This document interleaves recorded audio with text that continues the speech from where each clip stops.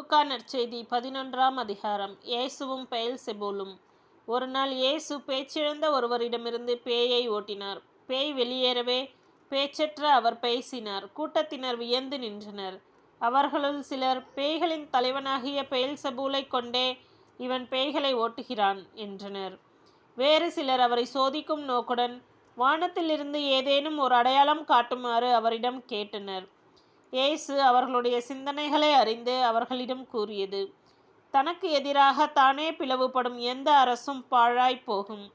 அவ்வாறே பிளவுபடும் வீடும் விழுந்துவிடும்.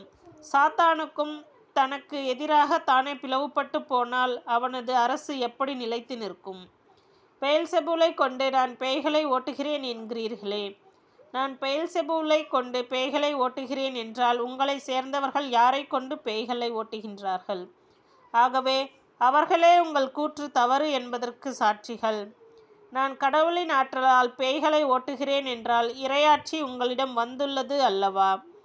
வலியவர் ஆயுதம் தாங்கி தம் அரண்மனையை காக்கிறபோது அவருடைய உடைமைகள் பாதுகாப்பாக இருக்கும்.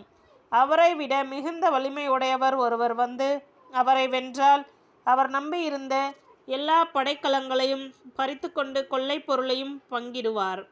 என்னோடு இராதவர் எனக்கு எதிராக இருக்கிறார். என்னோடு இணைந்து மக்களை கூட்டிச் சேர்க்காதவர் அவர்களை சிதற செய்கிறார். தீய ஆவி திரும்பி வருதல். ஒருவரை விட்டு வெளியேறுகின்ற தீய ஆவி வறண்ட இடங்களில் அலைந்து திரிந்து இளைப்பாற இடம் தேடும். இடம் கண்டுபிடிக்க முடியாமல் நான் விட்டு வந்த எனது வீட்டுக்கு திரும்பி போவேன் என சொல்லும். திரும்பி வந்து அவ்வீடு கூட்டி அழகுபடுத்தப்பட்டிருப்பதை காணும். மீண்டும் சென்று தன்னை விட பொல்லாத வேறு 7 ஆவிகளை அழைத்து வந்து அவருள் புகுந்து அங்கே குடியிருக்கும். அவருடைய பின்னைய நிலைமை முன்னைய நிலைமையை விட கேடுள்ளதாகும். உண்மையான பேறு. அவர் இவற்றை சொல்லிக் கொண்டிருந்த போது கூட்டத்தில் இருந்த பெண் ஒருவர், உம்மை கருத்தாங்கி பாலூட்டி வளர்த்த உம் தாய் பேறு பெற்றவர் என்று குரல் எழுப்பி கூறினார்.